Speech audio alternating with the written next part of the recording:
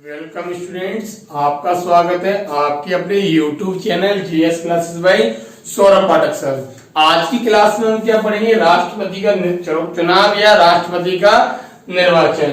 तो याद रखिए, राष्ट्रपति का चुनाव या राष्ट्रपति का निर्वाचन हम पढ़ेंगे। तो क्लास कुछ लेट हो गई है आपकी, क्योंकि जिस क्षेत्र में रहते हैं वहाँ लॉकडाउन है और पूरा एरिया सील कर दिया गया है, तो कहीं निकलना नहीं हो पा रहा है। फिर भी मैं उम्मीद करता हूँ आपके लिए वीडियोस बनाता जाऊंगा।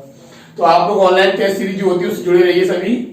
अब देखिए यहाँ से, तो राष्ट्रपति का चुनाव या निर्वाचन, तो एग्जाम आएगा राष्ट्रपति का निर्वाचन या चुनाव। तो पहला पॉइंट, जो राष्ट्रपति है वो भारत का सबसे बड़ा पद है। जो राष्ट्रपति है वो भारत का सबसे बड़ा पद है। तो सबसे बड़ा पद है, और आपको पता है सबसे बड़े पद का अगर चुनाव होता है तो वो देश का कहलाता है गणतंत्र। तो अर्थात भारत क्या हमारा एक गणतंत्र है। तो गणतंत्र कुछ नहीं है, सर्वोच्च पद का चुनाव होता हो, प्रत्यक्ष या अप्रत्यक्ष, वो कहलाता है हमारा क्या? गणतंत्र। अब हम देखते हैं कुछ राष्ट्रपति का चुनाव। तो मान लिया मैं हूं और मैं राष्ट्रपति पद के लिए अप्लाई करना चाहता हूं, तो मेरे पास क्या क्या होना चाहिए। जैसे हम किसी एग्जाम में फॉर्म फिल करते हैं, तो किसी एग्जाम के लिए या जॉब के लिए हम फॉर्म फिल करते हैं, तो कहीं वो 10th मांगता है, कहीं 12th मांगता है, कहीं ग्रेजुएट मांगता है, कहीं डिप्लोमा मांगता है। तो जैसी उसकी क्वालिफिकेशन होती है वैसी हम चीजें उसमें अप्लाई करते हैं। अब हम देखते हैं राष्ट्रपति के चुनाव के लिए हमको क्या क्या चाहिए। राष्ट्रपति के चुनाव के लिए हमको क्या क्या चाहिए? तो पहला पॉइंट, भारत का क्या हो? नागरिक हो। मोस्ट इंपोर्टेंट, भारत का वो नागरिक हो। इसके अलावा उम्र कितनी हो? कम से कम 35। याद रखिए, राष्ट्रपति पद के लिए कम से कम उम्र कितनी होनी चाहिए? 35। जो व्यक्ति 35 वर्ष का होने वाला है या हो गया है वो राष्ट्रपति पद के लिए दावेदार है। 50 प्रस्तावक होने चाहिए, 50 अनुमोदक होने चाहिए, और 15,000 की राशि किसको जमा करनी है? हमारी आरबीआई को जमानत के तौर पर जमा करनी है। तो आपको हमेशा याद रखना है, जमानत के तौर पर कितनी राशि जमा करनी है? हमारी 15,000। अब अगला पॉइंट देखना है, जो राष्ट्रपति है, तो आपको पता होगा हमारे पास लोकसभा भी है, राज्यसभा भी है, राष्ट्रपति भी है। तो जो राष्ट्रपति पद के लिए उम्मीदवार बनना चाहता है या उम्मीदवार होगा, वो लोकसभा में बैठने की योग्यता रखता हो। मोस्ट इंपोर्टेंट, लोकसभा का सदस्य ना हो, लोकसभा में बैठने की योग्यता रखता हो। तो योग्यता रखता हो वो हमारा उम्मीदवार बन सकेगा राष्ट्रपति के लिए। तो भारत का नागरिक हो, 35 वर्ष की आयु रखता हो, 50 प्रस्तावक हो, 50 अनुमोदक हो, 15,000 की राशि आरबीआई को या निर्वाचन आयोग को जमा करेगा, और कहां बैठने की योग्यता रखता हो? हमारा लोकसभा में बैठने की योग्यता रखता हो। अब कुछ इंपोर्टेंट पॉइंट और देखते हैं हम। तो राष्ट्रपति का जो निर्वाचन है, राष्ट्रपति का चुनाव होगा, ये बात हमने कहां से ली हुई है? अमेरिका से। राष्ट्रपति का चुनाव होगा, ये बात हमने कहां से ली? अमेरिका से। अनुच्छेद 54। तो एग्जाम में आएगा आपके लिए, राष्ट्रपति का चुनाव होगा, ये बात अमेरिका से ली है। और राष्ट्रपति के चुनाव में कौन कौन वोट डालेगा, ये बात हमने कहां से ली है? आयरलैंड से। और अनुच्छेद कौन सा यहाँ पर हमारा? 55। तो चुनाव होगा, ये बात तो अमेरिका से ली है। और चुनाव में कौन कौन वोट डालेगा, ये बात हमने कहां से ली है? आयरलैंड से ली हुई है। अब चुनाव कैसे होता है? अप्रत्यक्ष।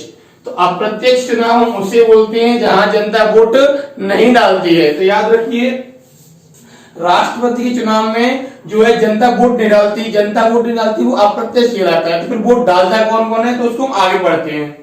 फिर अगर चुनाव है और चुनाव में कोई विवाद हो गया, तो चुनाव में अगर कोई विवाद हो जाता है तो उसे कौन सुल जाएगा? Supreme court. याद रखिए, चुनाव में कोई विवाद होगा, कौन सुल जाएगा? Supreme court. और किस आर्टिकल से? 71वें आर्टिकल से। जैसे आयु से संबंधित विवाद है, वोट डालने से संबंधित विवाद है, योग्यताओं से संबंधित कोई विवाद है, तो विवाद हमेशा कौन सुल जाएगा? हमारा सुप्रीम कोर्ट। अगला पॉइंट, चुनाव कौन कराएगा? निर्वाचन आयोग। तो याद रखिए, निर्वाचन आयोग जो केंद्र वाला है, या जो लोकसभा, राज्यसभा, विधानसभा, विधान परिषद का जो चुनाव कराता है, वही चुनाव कराएगा राष्ट्रपति का। तो निर्वाचन आयोग चुनाव कराता है। फिर चुनाव अगर प्रचार का समय दिया जाएगा राष्ट्रपति को 2 सप्ताह या 14 दिन, 2 सप्ताह या 14 दिन का समय दिया जाता है हमारा, किसको, राष्ट्रपति को समय दिया जाता है। तो एग्जाम में आता है राष्ट्रपति कितने दिन तक चुनाव कर सकता है, तो हमारा आंसर क्या होगा, 14 दिन तक प्रचार कर सकता है। अब देखते हैं राष्ट्रपति के चुनाव में कौन कौन वोट डालेगा। सबसे इंपोर्टेंट पॉइंट तो यही है कि राष्ट्रपति का जो निर्वाचन मंडल, निर्वाचन तरीका, निर्वाचन रीति, ये सब आंसर रहेंगे हमारे। तो याद रखिए राष्ट्रपति का निर्वाचन मंडल हमने कहां से लिया हुआ है, आयरलैंड। तो आयरलैंड से हमने ये लिया हुआ है कौन कौन वोट डालेगा। अब देखिए पूरी संसद वोट डालेगी।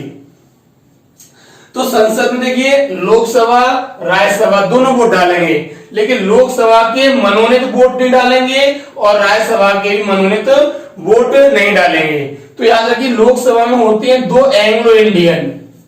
अब एंग्लो इंडियन क्या होते हैं इस पर हम आगे चर्चा करेंगे। तो लोकसभा में होते हैं 2 मनोनीत, वो होते हैं एंग्लो इंडियन, और राज्यसभा में होते हैं 12 मनोनीत। ये 12 के 12 होते हैं भारतीय, कोई कला का, कोई साहित्य का, कोई पत्रकारिता, ये योग्यता रखता हो और राष्ट्रपति उसे करता है मनोनीत। तो याद रखिए पूरी लोकसभा वोट डालती है, पूरी राज्यसभा वोट डालती है, लेकिन लोकसभा के 2 व्यक्ति वोट नहीं डालते और राज्यसभा के 12 व्यक्ति वोट नहीं डालते, और पूरी की पूरी लोकसभा राज्यसभा वोट डालती है।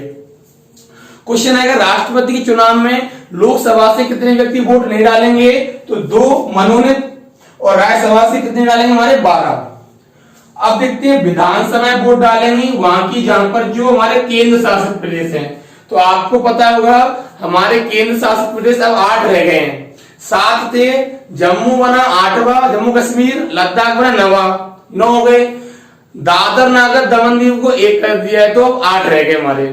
तो देखिए वे केंद्र शासित प्रदेश जहां पर विधानसभा है वहां की विधानसभा वोट डालेंगे। तो दिल्ली की विधानसभा वोट डालेगी, पांडिचेरी की विधानसभा वोट डालेगी, और जम्मू कश्मीर की विधानसभा वोट डालेगी। आपको पता हो जम्मू कश्मीर जो है वहां पर अब सीटें हुई 90 विधानसभा की, लद्दाख को कोई सीट नहीं दी है। तो याद रखिए पहले 87 सीटें थी, 4 कम हुई, 83 रह गई, 7 बढ़ा दी, हमारी 90 हो गई। दिल्ली की 70 की विधानसभा सीटें वो वोट डालेंगी, और पांडिचेरी की भी हमारी विधानसभा वोट डालेंगी। अब विधानसभा में कौन बैठते हैं हमारे विधायक, तो विधायक वोट डालेंगे यहाँ के, लेकिन याद रखिए एक भी मनोनीत वोट नहीं डालेगा। तो आपको पता होना चाहिए विधानसभा में होता है 1 मनोनीत, और लोकसभा में होते हैं हमारे 2 मनोनीत, राज्यसभा में होते हैं हमारे 12। तो प्रत्येक विधानसभा में एक क्या होता है, दिल्ली में एक होगा हमारा, पांडिचेरी में, जम्मू कश्मीर में तो 2 महिलाएं होती थी। अब आगे जाकर हम देखेंगे क्या कंडीशन आएगी। पहले यहाँ 2 महिलाएं होती थी, अब आगे हम देखेंगे क्या कंडीशन आएगी। तो आप तो याद रखिए कहीं का भी मनोनीत वोट नहीं डालेगा। तो याद रखिए विधानसभा वे केंद्र शासित प्रदेश जहां विधानसभा है वे वोट नहीं डालेंगे। अब देखिए कोई भी मनोनीत वोट नहीं डालेगा। अगला, समस्त राज्यों की विधानसभा वोट डालेंगी लेकिन मनोनीत को छोड़ के। तो आपको पता हो हमारे राज्य कितने रह गए, 28 राज्य कैसे रह गए, जम्मू कश्मीर को तोड़ के बना दिया केंद्र शासित प्रदेश। तो 28 राज्यों की जो विधानसभा है और वहां पर क्या होंगे विधायक, तो प्रत्येक विधायक वोट डालेगा। लेकिन मान लिया हमने एमपी है और एमपी में 230 क्या है विधानसभा की सीट है हमारी, और यहाँ पर एक क्या है मनोनीत होता है। तो याद रखिए जैसे एमपी में 1 मनोनीत है, यूपी में 1 है, ठीक है ना, राजस्थान में 1 है, तो किसी भी राज्य का मनोनीत वोट नहीं डालेगा। तो एग्जाम में आता है आपके लिए मनोनीत वोट नहीं डालता। आप तो और याद रखिए किसी भी सदन का मनोनीत वोट नहीं डालेगा। लोकसभा से 2 नहीं डालेंगे, राज्यसभा से 12 नहीं डालेंगे, दिल्ली, पांडिचेरी, जम्मू कश्मीर के मनोनीत वोट नहीं डालेंगे, और राज्यों की विधानसभाओं के मनोनीत वोट नहीं डालेंगे। तो ये हमारा राष्ट्रपति के चुनाव है। चुनाव जो होता है एकल मत द्वारा होता है, एकल मत प्रणाली। एकल मत प्रणाली द्वारा क्या होता है हमारा चुनाव होता है। तो याद रखिए एक हमारा एक वोटर का आपका एक हमारा कार्ड होता है जो उसमें वोट डालते हैं और उसमें नाम दिए होंगे सबके। तो मान लिए 3 उम्मीदवार खड़े हुए तो आपको तीनों को ही वोट डालना है, तो एकल मत प्रणाली कहलाता है हमारा। तो याद रखिए ये हमारा पूरा हमने क्या पढ़ा हुआ है राष्ट्रपति का निर्वाचन। फिर देखते एक बार योग्यताओं में भारत का नागरिक हो, 35 वर्ष की आयु, 50 प्रस्तावक, 50 अनुमोदक, 15,000 की राशि। लोकसभा में संवैधानिक योग्यता, चुनाव कहां से लिया, अमेरिका, तरीका कहां से लिया, आयरलैंड। अगर चुनाव का जो तरीका वो कैसा है, अप्रत्यक्ष है। अगर चुनाव में कोई विवाद होता है तो सुप्रीम कोर्ट सुल जाएगा। चुनाव कौन कराएगा, निर्वाचन आयोग। प्रचार कर सकते हैं 14 दिन। पूरी लोकसभा डालेगी, 2 दिन डालेंगे। पूरी राज्यसभा डालेगी, 12 दिन डालेंगे। दिल्ली, पांचेरी, जम्मू कश्मीर विधानसभा डालेंगी, मनोज वोट नहीं डालेंगे। समस्त राज्य विधानसभा वोट डालेंगी और मनोज वोट नहीं डालेंगे। एकल मत प्रणाली से होता है, इनका चुनाव होता है। मैं उम्मीद करता हूँ वीडियो आपको अच्छा लगा हो तो शेयर कीजिए और सब्सक्राइब कीजिए उसको।